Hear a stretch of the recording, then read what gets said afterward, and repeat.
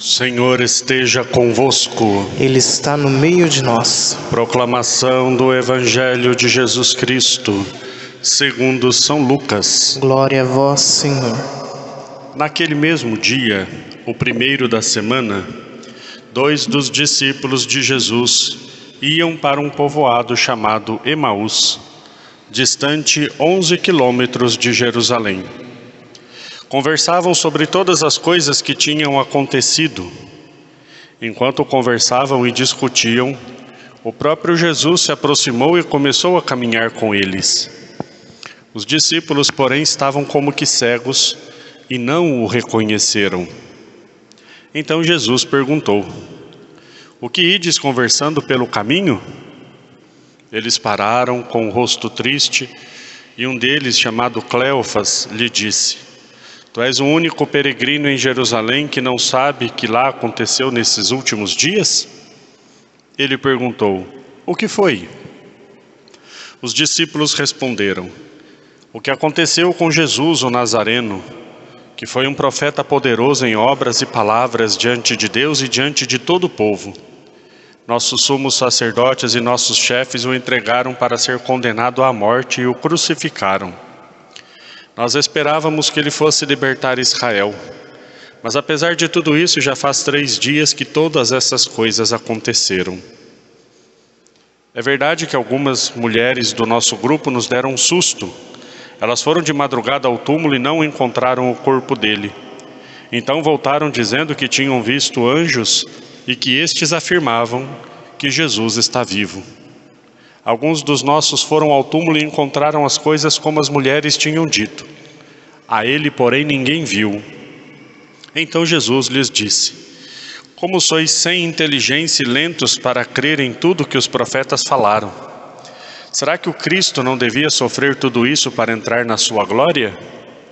E começando por Moisés e passando pelos profetas, explicava aos discípulos todas as passagens da Escritura que falavam a respeito dele.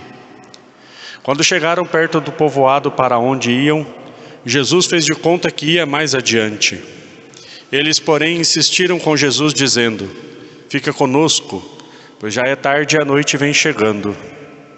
Jesus entrou para ficar com eles.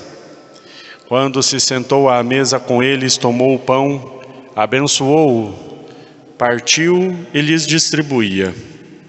Nisso os olhos dos discípulos se abriram e eles reconheceram Jesus. Jesus, porém, desapareceu da frente deles. Então um disse ao outro: "Não estava ardendo o nosso coração quando ele nos falava pelo caminho e nos explicava as Escrituras?"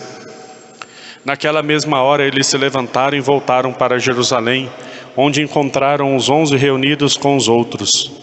E estes confirmaram: "Realmente o Senhor ressuscitou e apareceu a Simão." Então os dois contaram o que tinha acontecido no caminho e como tinham reconhecido Jesus ao partir o pão. Palavra da salvação. Glória a vós, Senhor. Ó Maria concebida sem pecado, Rogai por nós que recorremos a vós. em nome do Pai, do Filho e do Espírito Santo. Amém. Queridos irmãos e irmãs, nesta 8ª da Páscoa, nós continuamos ouvindo os relatos das experiências dos discípulos com Jesus ressuscitado.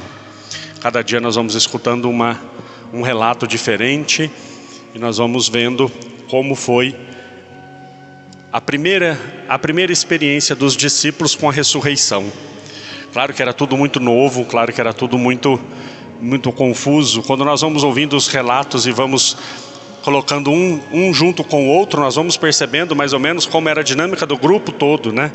As mulheres que foram ao túmulo voltaram dizendo que viram anjos. Depois Pedro e João que correm para o túmulo e voltam. Depois o evangelho de ontem, Maria que já encontra com Jesus ressuscitado e vai correndo contar aos discípulos. Outros 2 que vão para outro lugar.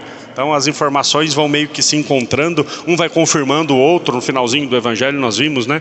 Não, realmente apareceu a Pedro, apareceu a não sei quem. Aí eles contam o que aconteceu. Então essa experiência vai tomando corpo até que mais para frente Jesus vai aparecer para todos os discípulos juntos, e depois até mesmo de São Paulo diz que ele apareceu para uma grande multidão.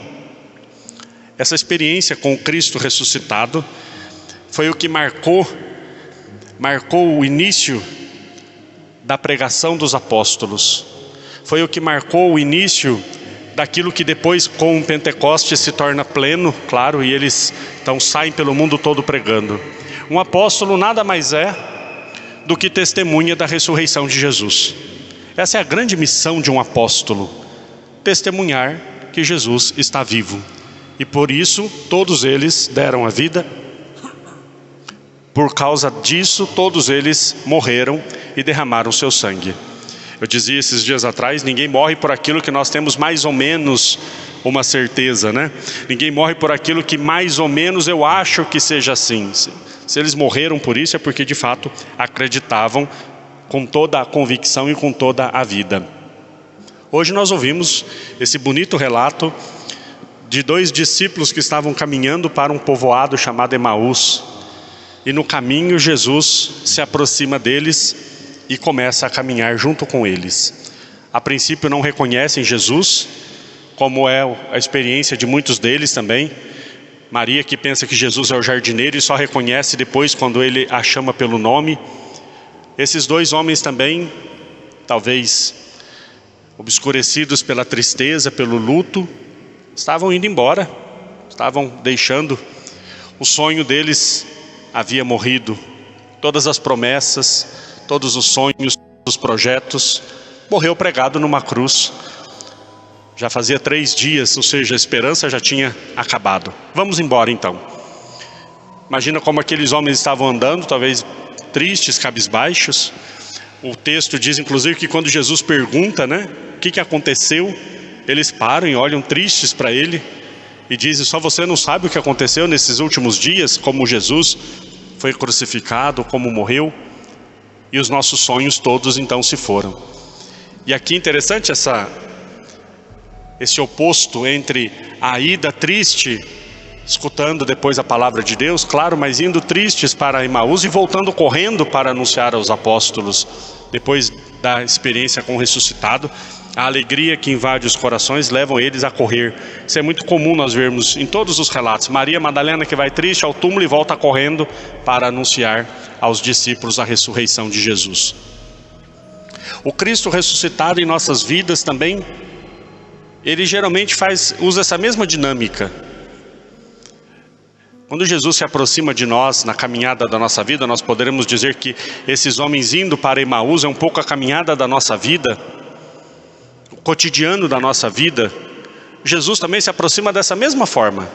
O Cristo ressuscitado se aproxima, e talvez nós não o reconheçamos de primeira, talvez nós não o reconheçamos imediatamente. Se aproxima de várias formas, por vários meios, mas o importante é sabermos que ele vai caminhando conosco, e nessa caminhada conosco a sua palavra, seu amor, a sua misericórdia vai aquecendo os nossos corações. Ele está junto conosco na caminhada, mas lá à mesa, nós podemos dizer aqui no altar, ao partir o pão, ali é o momento de nós reconhecermos o Senhor. Os discípulos reconheceram Jesus quando ele partiu o pão, e é claro, a presença de Jesus, ela se transforma de uma presença física, que ele estava ali, para uma presença espiritual. Essa dinâmica do Jesus que se mostra e se esconde para que nós continuemos buscando a Ele. As experiências de Jesus na nossa vida também são dessa forma. Precisa da nossa fé, precisa da nossa adesão, precisa da nossa busca, precisa de que nós abramos o nosso coração, os olhos da fé, e o reconheçamos nas diversas formas que Ele se apresenta a nós. Nós católicos, nós cristãos, nós podemos viver a nossa vida de uma forma meramente natural, ou seja, tudo que acontece conosco é fruto do acaso. Tem alguns que chamam de sorte ou de azar. Tudo vai acontecendo. Ou nós podemos olhar para os acontecimentos da nossa vida e perceber a mão de Deus nos guiando, perceber Jesus nos acompanhando, perceber a providência de Deus que nos acompanha em todos os momentos. É assim que nós somos chamados a viver. Olhar para a nossa vida cotidiana e ordinária e perceber uma ação extraordinária de Deus que está sempre conosco, até mesmo naquilo que talvez não é o que eu mais gostaria que acontecesse. Até mesmo naquilo que não é o que eu mais gostaria que me acontecesse. As contrariedades da vida, se eu tenho um olhar espiritual e percebo que pode ser um livramento da parte de Deus para uma coisa que poderia ser muito pior. Sempre Deus age na nossa vida, desde que nós percebamos. Sempre Deus acompanha a nossa caminhada, desde que nós percebamos. Ele nunca vai deixar de caminhar conosco. Ele nunca vai nos abandonar. São Paulo vai dizer, se nós formos infiéis, Deus continua sendo fiel, porque Deus é Deus. Mas o importante é nós percebermos essa presença. É nós abrirmos o nosso coração para que essa presença faça diferença em nossa vida. Talvez aqueles discípulos pudessem muito bem ter deixado Jesus continuar o caminho e ir embora. Jesus fez de conta que ia mais adiante. E eles insistiram, fica conosco, Senhor. Que nós possamos ter essa insistência também para que Jesus permaneça na nossa vida.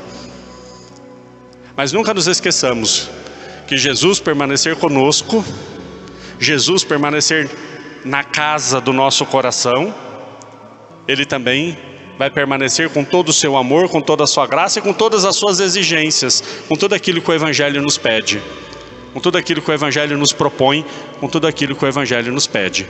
Que nós sejamos dispostos a acolher Jesus na nossa casa, que nós sejamos dispostos a fazer essa experiência com o Senhor, repito, de forma muito especial, na Eucaristia, no altar, como nós estamos agora. Que Deus nos abençoe e que o ressuscitado possa sempre encontrar um lugar em nossos corações. Louvado seja nosso Senhor Jesus Cristo. Para sempre seja louvado.